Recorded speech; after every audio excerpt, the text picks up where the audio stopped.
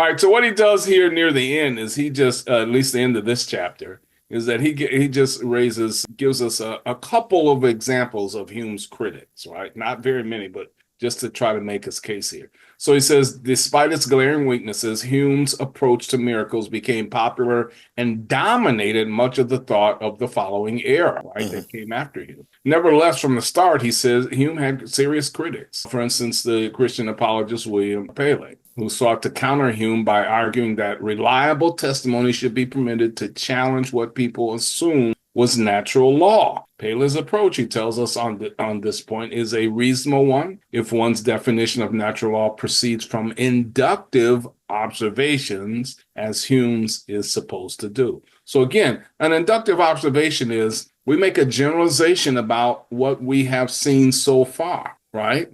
So this happened, this happened, this happened, this happened, and therefore it seems like this always happens. But if we have a claim that it didn't happen this time, we need to take that into account, right? If we're doing induction, right? If every, swan that I've seen so far is white, and I say, well, I guess probably all swans are white, right? But then somebody says, well, you go to Australia and there are black swans. Oh, okay. Well, I can't say, yeah, but uniform experience says that all swans are white. Right. No. You need to take that into your argument. And so Paley is suggesting, and Keener here by proxy, that Hume doesn't do that, and so it's a deductive argument, and it's not an inductive argument. In an inductive argument, if you have a counterexample that counts against the conclusion, right? You have a black swan that counts against the conclusion that you're making, and so if you have some credible testimonies, even in barbarous and ignorant nations, that claim to miracles, you got to take that into account, right? You just can't dismiss it because of uniform experience of me and my buddies, right? I mean, we put a whole bunch of criminals on a continent, and we said everything there is trying to kill you, and they're attempting to lure us over with their black swans. How dare they? Well, and if Paley sounds familiar, we talked about him in regards to Lydia McGrew's interview, the first one, where he's the kind of originator of the undesigned coincidences. So Paley is a known person within the Cave to the Cross family. He also gave a powerful, watch argument for design. Yeah. Too, right? That's right. All right. Well, how about in 1865, we have the Reverend James B. Mozley, and he pointed out the same problem that Keener and others have continued to note. He complained that the natural law tended to be a generalization from many examples, but such a generalization to exclude exceptions was an invalid use of inductive principles. Generalization should accommodate all the evidence. Thus, this approach to natural law unfairly ruled out exceptional cases which induction ought to have taken into account. And this is something that Plantinga, so he talks about things that you allow as defeaters to come in.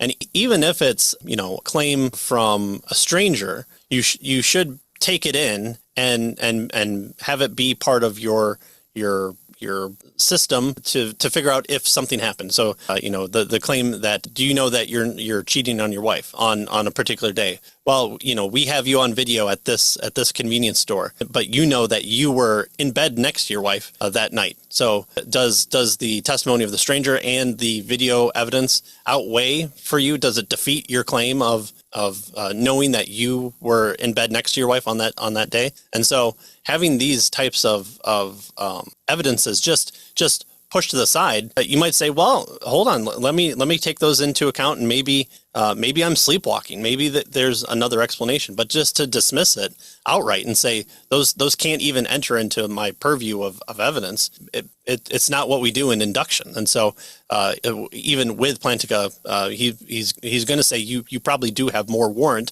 but people's defeaters for what they know are varied and a little bit more on the subjective side there. So that's what Mozley is talking about is you can't just dismiss them. You have to allow them to be presented to you, and from there you evaluate them. But you can't just right out dismiss them, even if they're wild. So again, but police open up tip lines all the time. And they're going to tell you like 90% of them is misidentification or crazy people or the psychic mediums that they're going to not take into account. But sometimes those psychic mediums, they write the Hallmark movies based on the ones that do win out. And so you do have to take into account all those, because you never know what piece of information you can piece with another piece of information that breaks the case for you. So if we want, there's a claim of a miracle occurring in Houston, Texas, but then we discount anybody who has ever traveled to Houston, Texas in that time frame. Well, then we're going to be hard pressed to find someone who's an eyewitness to this miracle claim. But we're looking for eyewitness. We swear we're really looking for eyewitnesses. Doesn't seem the case. Yeah. Good. So Keener tells us that while the conclusion of Hume's argument has pervaded the Western worldview today, critics of his argument are stronger today than they were in the past. Right. David Johnson, he notes in a recent monograph on Hume and miracles from Cornell University, says this: the view that there is in Hume's essay, or in what can be reconstructed from it, any argument or reply or objection that is even superficially good, much less powerful or devastating, is simply a philosophical myth, right? And he tells us that Johnson goes on to argue that Hume's argument is so inconsistent that it appears incoherent unless some unstated assumptions are fleshed out in some way or another, and scholars thus reconstruct the argument in various ways. And so Johnson, he tells us, persuasive thesis is that none of these reconstructions provide a coherent argument against miracles. Scathing.